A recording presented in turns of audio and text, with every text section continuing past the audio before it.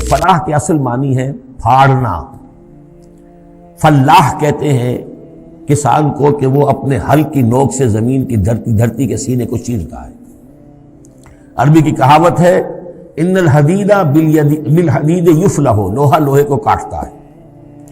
فلاح کے معنی جیسے فلق ہے، فالق الاصباح، اللہ تعالیٰ صبح کو فلق فالق ہے، اللہ پھاڑتا ہے رات کی تاریکی کا پردہ اور صبح کو نمودار کرتا ہے. اسی طریقے سے فالق الحب والنوا، گٹھلیوں کو بیجوں کو پھاڑتا ہے، اس کے اندر سے پھر وہ دو پتیاں نکلتی ہیں جو پودا بنتی ہیں. تو فلاح کے معنی بھی ہے پھاڑنا. پھاڑنے سے مراد کیا ہے؟ انسانی شخصیت کی جو اصل انسانی شخصیت ہے وہ تو اندر چھپی ہوئی ہے، وہ ہماری روح ہے، وہ ہماری انا ہے، وہ ہماری خودی ہے. یہی در حقیقت اقبال کا فلسفہ خودی ہے.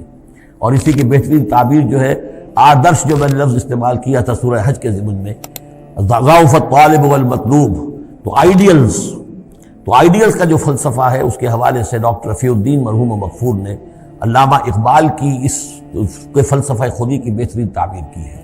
آئیڈیالوجی آف دی فیوچر ان کی مارکت الآراء کتاب ہے انگریزی زبان میں.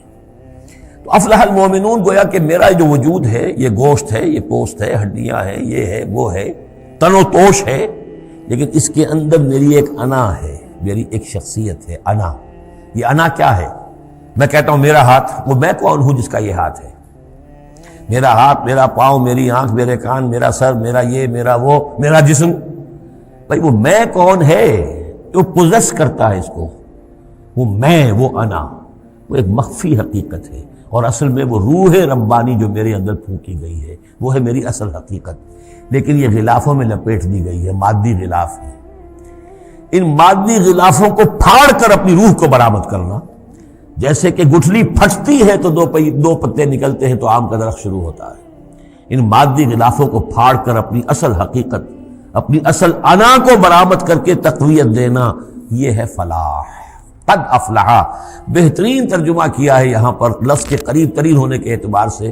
میرے سامنے اس وقت یہ ہے حضرت شیخ الہند رحمۃ اللہ علیہ کا، اور شیخ الہند رحمۃ اللہ علیہ مولانا محمود الحسن صاحب کا کہنا یہ ہے کہ میں نے تو موضح القرآن میں جو ترجمہ شاہ عبد القادر دہلوی رحمۃ اللہ علیہ کا تھا وہی اختیار کیا ہے.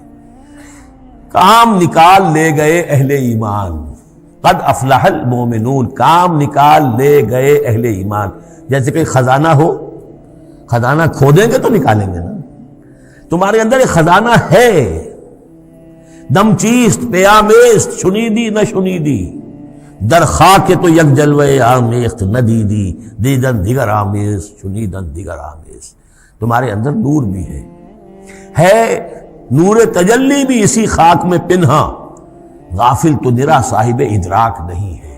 تم حیوان ہی حیوان نہیں ہو، اس میں روح ملکوتی بھی ہے، لیکن تمہاری ساری توجہ اسی حیوانی وجود پر ہے. وہ روح جو ہے وہ تو تمہارے وجود کے اندر مر کر دفن ہو چکی ہے. تم چلتا پھرتا مقبرہ بن چکے ہو، تم زندہ نہیں ہو، مردہ ہو. اور جس کی روح جاگ جائے گویا کہ وہ زندہ ہوتا ہے، پھر اس کو زندگی ملتی ہے. فَلَنُحْيِيَنَّهُ حَيَاةً طَيِّبَةً.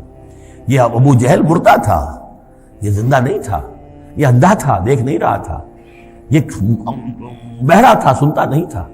یہ جو حقائق ہے اس کو سمجھ لیجئے.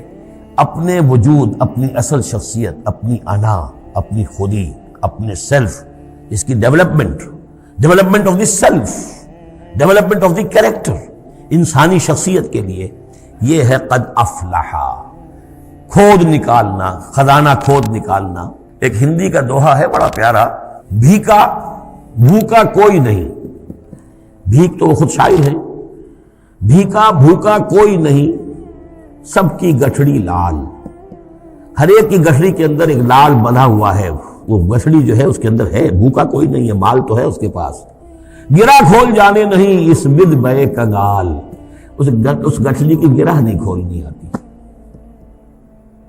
ستمست گر ہوست کشت کے بے سیر سرم و سمندرا، تجھے غنچہ کم نہ دمیدئی درے دل کشا بچمندرا.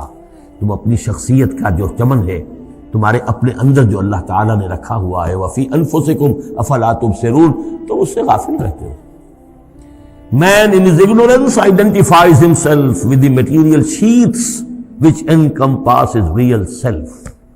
انسان اپنی جہالت میں اپنے ان مادی غلافوں ہی کو سمجھ بیٹھتا ہے یہ میں ہوں، یہ تو کچھ بھی نہیں ہے، مادی غلاف کی کوئی حیثیت نہیں ہے، تم کچھ اور ہو جو اس کے اندر ہو، لیکن بشرطے کہ تم اپنے آپ کو پہچان لو۔ من عرف نفسہ فقد عرف ربہ ولا تکونوا کالذین نسوا اللہ فانساہم انفسہم، ان لوگوں کے مانند نہ ہو جاؤ جنہوں نے اللہ کو بھلا دیا تو اللہ نے انہیں اپنے آپ سے غافل کر دیا۔